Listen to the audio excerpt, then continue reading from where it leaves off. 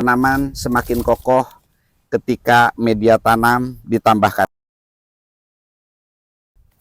Assalamualaikum warahmatullahi wabarakatuh. Salam sehat untuk kita semua. Pemirsa, masih ingat dengan cabai keriting laju yang ditanam langsung dari biji ke polybag pembesaran ini? Ini adalah video ketiga ya Mas Dika? Tiga, Pak. Sekarang video ketiga, itu penanaman tanggal berapa waktu itu? Catatannya Tanggal 12, Pak. Tanggal 12 Juli. Jadi kurang lebih 1 bulan sampai dengan hari ini. Dan ini kita akan posting, upload video yang ketiga dari penanaman cabai keriting laju yang langsung tanam dari biji. Apa yang sekarang mau dilakukan di umur 1 bulan ini Mas Dika? Penambahan pupuk NPK sama TSP. Oh, jadi saat ini kita akan melakukan pemupukan yaitu dengan cara ditabur ya Mas Dika. Tabur. Nah, ini pupuknya NPK 16 sama TSP. dicampur dengan TSP dengan perbandingan 1:1. Jadi saya ulangi, ini adalah pupuk NPK 16-16 yang dicampur dengan TSP, perbandingannya 1:1 dan diberikan kepada tanaman ini setiap polybag sebanyak 1 sendok Mas Dika. 1 sendok makan. Sekaligus pada kesempatan ini juga pemupukan langsung ditambahkan media tanam, selain berfungsi untuk menutup pupuk yang sudah ditebar, juga tanaman semakin kokoh ketika media tanam ditambahkan. Karena kita hanya menggunakan separuh daripada polybag ini untuk penanamannya. Silakan dilakukan Mas Dika. Ini udah berulang kali pupuk yang kita gunakan seperti ini. Jadi 1 sendok makan ditebar di pinggiran-pinggiran tanamannya. Nah, kemudian langsung ditambah dengan media tanam yang seperti sudah kita jelaskan, yaitu media tanam yang sudah dicampur dan difermentasi. Kalau yang belum memahami tentang media tanam, silahkan dicek videonya tentang fermentasi media tanam untuk tanaman cabai.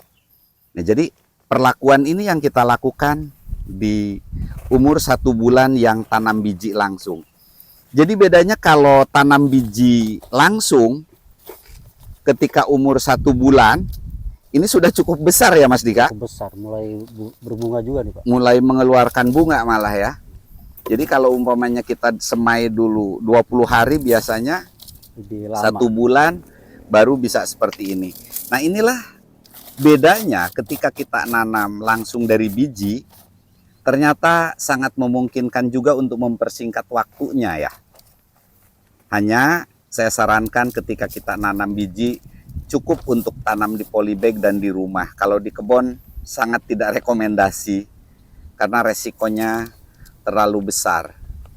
Jadi yang pertama adalah bahwa umur 1 bulan sejak tanam biji langsung ini, tanaman sudah cukup besar dan mulai berbunga. Kemudian karena ini adalah jenis cabai keriting yang memang kelihatannya batang juga tidak besar ya Mas Dika? Iya besar. Iya, bentuk daunnya kecil panjang. Makanya tidak dilakukan potong pucuk. Karena pohon tidak terlalu besar. Kita ingin tahu nanti seperti apa hasil akhirnya. Mudah-mudahan nanti 2 minggu ke depan akan kita update perkembangannya setelah pemupukan dan penambahan media dari penanaman langsung biji jenis cabai keriting laju. Adapun hal-hal lain yang membedakan ketika kita melakukan penanaman langsung dari biji ini, menurut Mas Dika, apalagi Mas Dika selain lebih cepat, kemudian pertumbuhan juga nyaris tidak terganggu ya? Kalau lebih praktis sih Pak. Oh, jadi ada sisi praktis juga ya? Kalau di polybag ya. Dari sisi pengerjaannya ya? Iya, tidak nyemai, tidak melakukan pindah tanam, dan mungkin akar tidak terganggu ya Mas Dika. Tidak terganggu. Ya mudah-mudahan aja seperti ini, kalau kita nanam hanya 100-200 pot mungkin lebih efisien lagi kalau kita tanam langsung dari biji seperti ini ya. Jadi pemirsa yang baru menemukan video ini, silahkan dicek di playlist. Itu tanam cabai langsung biji atau tanpa semai. Video ke-1 bagaimana caranya, kemudian video kedua seperti apa perkembangannya, bisa dicek di playlist. Udah saya gabung di playlist. Jadi sambil mengikuti dan sambil mengecek video-video tentang tanam cabai tanpa semai yang ditanam di polybag seperti ini. Jadi sudah ada 3 video berarti dengan yang ini video. Mas Dika. Jadi nanti akan terus kami informasikan perkembangannya seperti apa. Ini total berapa pohon yang tanam langsung biji Mas Dika? Sebelumnya 150-an ada Pak. 150-an ada ya? Oke, lumayan banyak juga. Jadi seperti apa nanti hasilnya dari cabai keriting laju yang ditanam tanpa semai atau langsung biji? Adapun perawatan-perawatan yang lainnya dengan metode apapun kita tanam ya hampir sama. Ini kita sudah mulai memberikan pupuk NPK 16 dicampur dengan TSP.